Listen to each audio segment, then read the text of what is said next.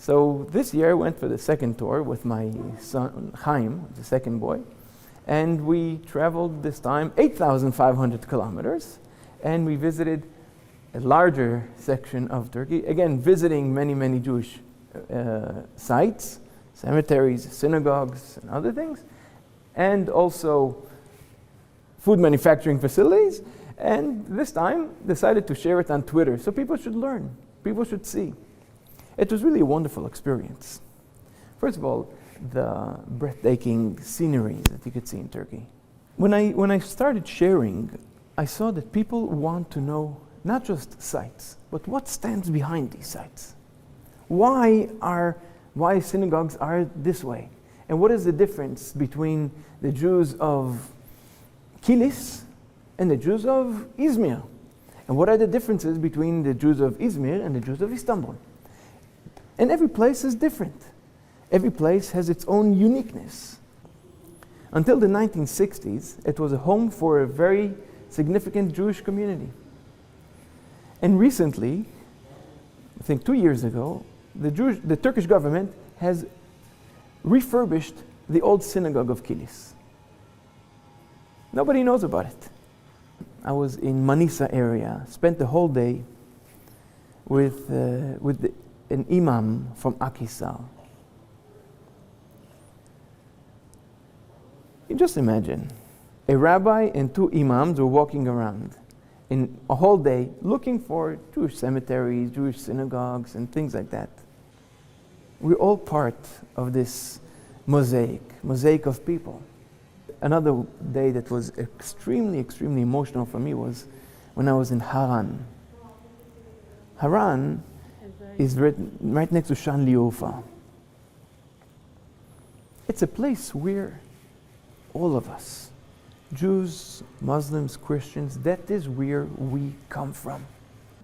Turkey is such a beautiful place, but we have to let the world know of the spirit of inclusiveness, of the fact that I'm here and like anybody else here, living here for so many years and still here, living our lives, Jewish life, to the fullest extent. That's something that needs to be told and foretold. We also try to help isolated Jews who live in various places. It's much easier to help a Jew in Afghanistan or in Lebanon or in Libya when it is an organization which is based in a Muslim country, then start sending them Jewish materials from New York or from Brussels or from Tel Aviv. The organization was in touch with Mr. Simontov, providing him with his Jewish needs.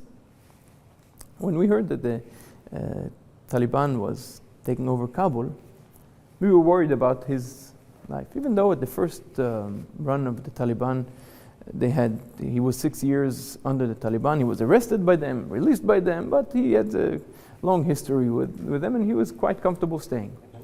So when the Taliban came, at first he said he wants to stay.